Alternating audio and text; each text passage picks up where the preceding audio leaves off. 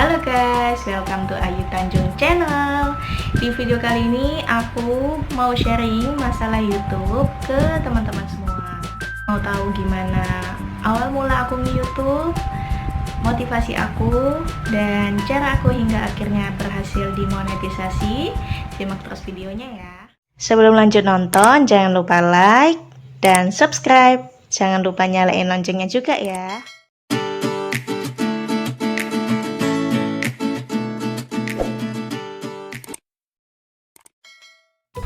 Pertama, aku mau cerita tentang awal mula aku nge-YouTube guys. Jadi, keinginan untuk nge-YouTube itu udah lama, tapi karena terbentur kesibukan kerjaan, akhirnya keinginan itu mundur perlahan.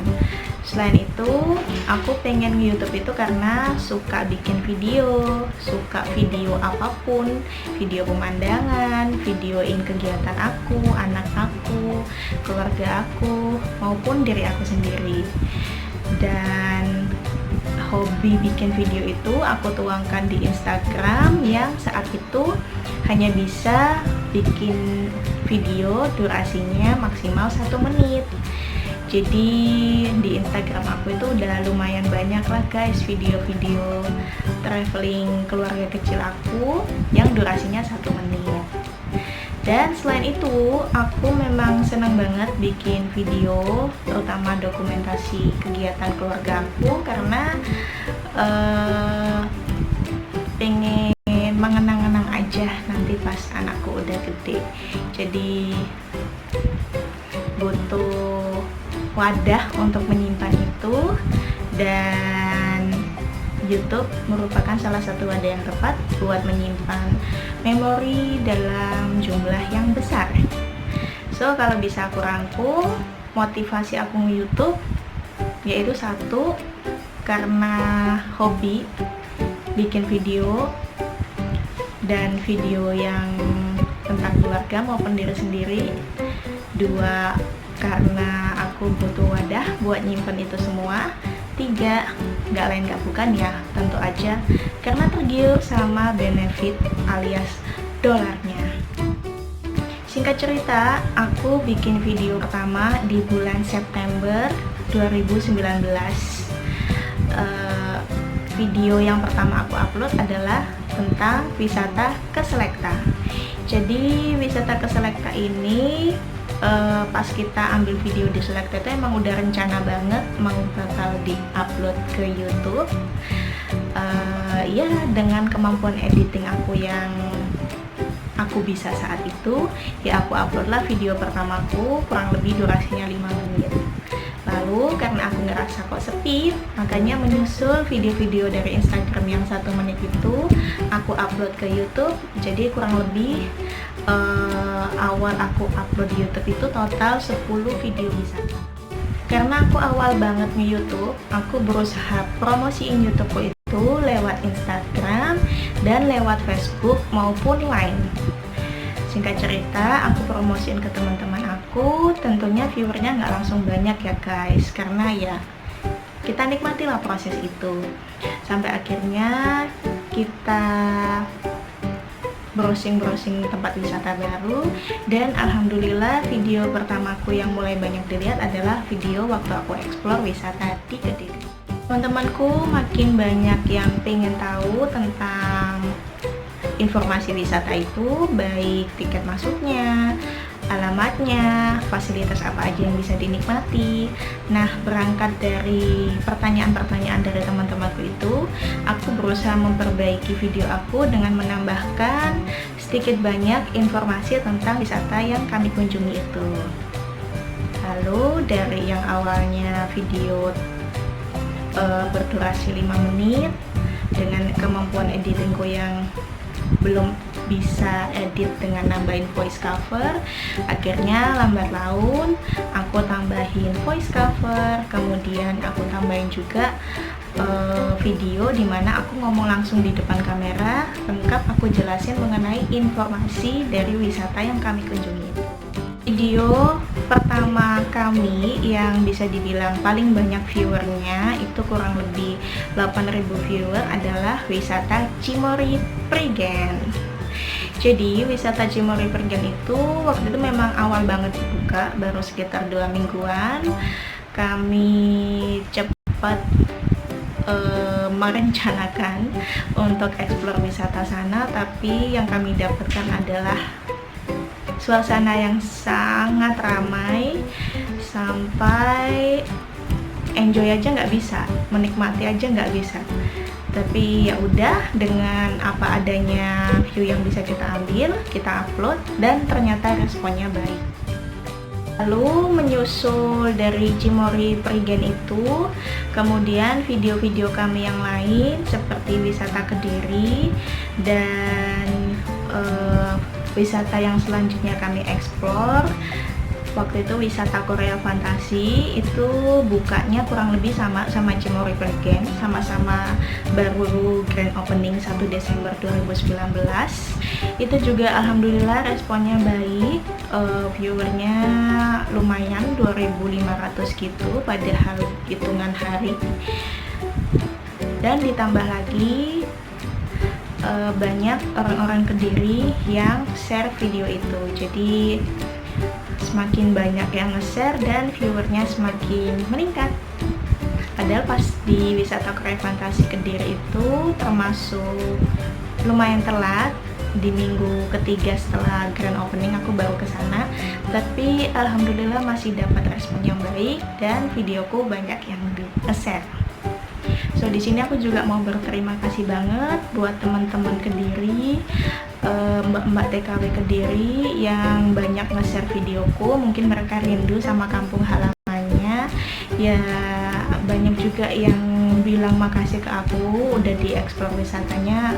Aku yang juga makasih banget udah di-share, karena ya memang tujuanku selain aku enjoy jalan-jalan, tapi aku juga bisa menginformasikan kepada semua bahwa wisata desa itu juga layak buat dikunjungi.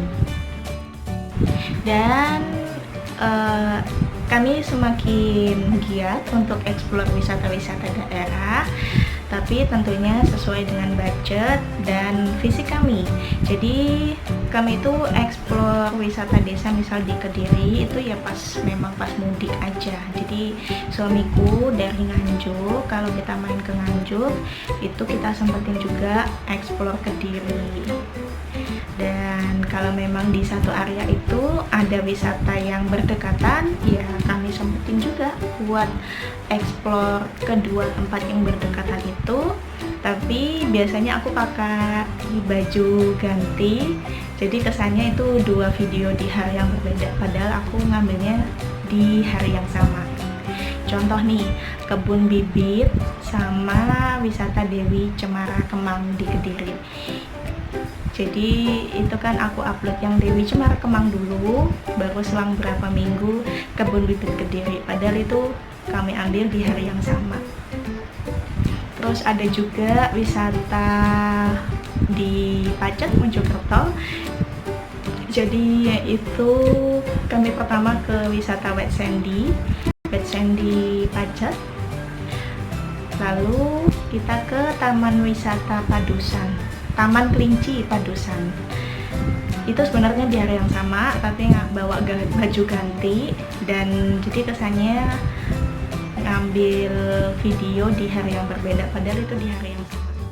Kenapa aku cerita begini? Supaya teman-teman semua tahu bahwa ada waktu yang dikorbankan, ada kerja keras yang tentunya ada dalam prosesku mencapai monet, dan juga kami konsisten untuk upload minimal seminggu sekali. Selain itu tentunya aku promosiin setiap aku upload, aku share ke sosmed, kebanyakan di Facebook. Dan ya dari situlah lama-kelamaan channelku banyak yang kenal. Ya maksudnya pas video-video tertentu itu lumayan banyak viewernya, dan karena kami videonya tentang traveling, wisata daerah, mungkin viewernya itu minatnya sama-sama suka traveling. Jadi sekali ada video yang banyak ditonton, alhamdulillah yang lain juga ikutan naik viewernya. suka dukanya nge-YouTube traveling. Sukanya ya alhamdulillah bisa jalan-jalan, bisa explore wisata baru, explore hal baru, itu kan merupakan hal yang menyenangkan. Dan dukanya ya kadang capek di jalan guys, karena jarak tempuhnya itu lumayan banget antar kota. Tapi kami berusaha mungkin nggak ngoyo, ya sebisanya aja. Memang pas mudik atau pas ke kota situ ya kita explore. Selain itu dukanya ya pasti namanya kita awal YouTube, banyak aja yang mencibir, apain sih capek-capek kayak gitu, apa yang dikejar dan segala macamnya. Tapi kami berusaha cuek untuk hal-hal itu karena kami punya tujuan. Dan ketika ada yang respon positif kayak tadi yang aku cerita, ada yang berterima kasih wisatanya dieksplor, itu motivasi tersendiri, dan itu yang bikin kami lebih semangat lagi ya, meskipun kita kerja tanpa dibayar guys istilahnya, karena kan kalau belum tercapai syaratnya ya nggak ada yang kita dapat, spesial pun nggak ada dari YouTube. Singkatnya, dari awal memulai YouTube September 2019, pas di bulan Maret itu sebenarnya baik viewer maupun subscribers, yaitu subscribers dan jam tayangnya kan harus 1000 subscribers dan 4000 jam tayang. Sebenarnya itu udah mau tercapai guys targetnya, tapi tahu sendiri karena kondisi pandemi nggak memungkinkan banget buat kita traveling. So di situ mulai bingung, padahal ini udah kurang sedikit. Terus gimana, apakah harus ganti tema? Awal-awal masih berusaha di satu jalur, di traveling. Aku coba explore jalan-jalan di Surabaya, tapi ya lama-lama khawatir juga karena memang himbauan social distancing itu bikin kami takut kalau explore jalan-jalan di luar kurang baik juga buat ke pribadi maupun keluarga. So aku memutuskan buat memulai hal baru di kontenku. Kebetulan kontenku, aku selalu bilang bahwa channel ini tentang traveling, event, dan sharing. So dari item yang sharing itu aku berusaha kembangkan, dan yang aku bisa untuk bikin konten di rumah aja tentang makeup guys. Jadi makanya mohon maaf kalau belakangan kontenku lebih tentang ke beauty ataupun makeup.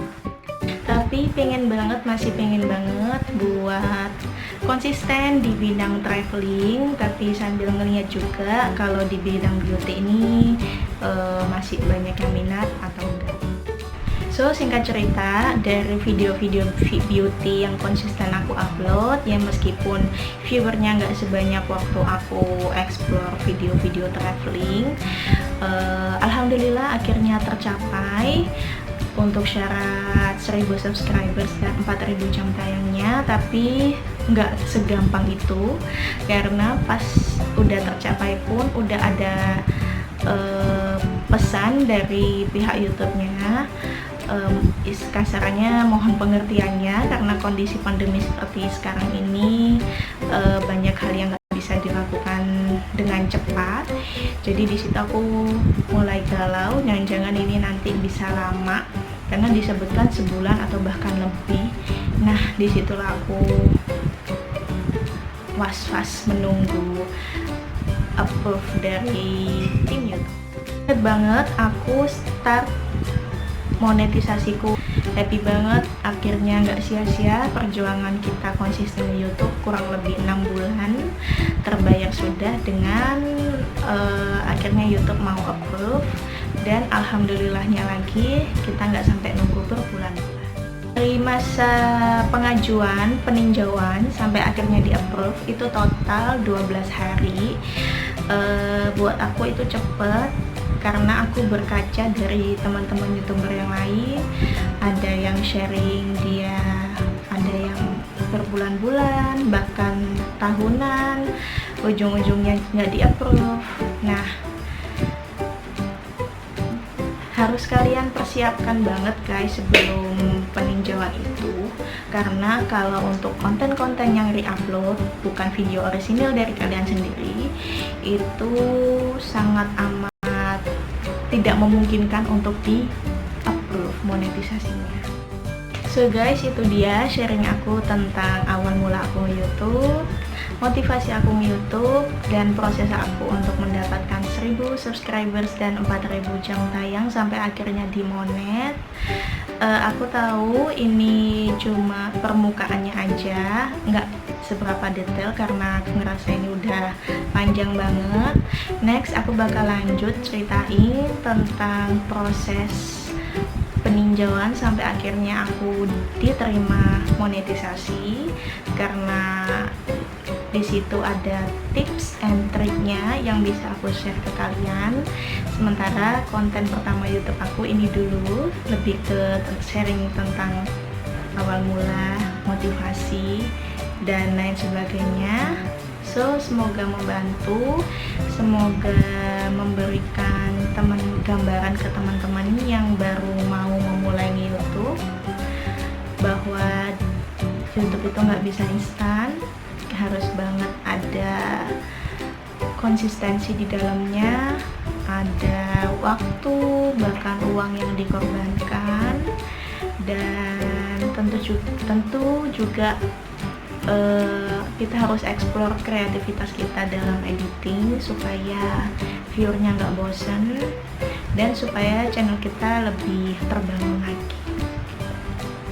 So guys, gitu dulu, see you in my next video.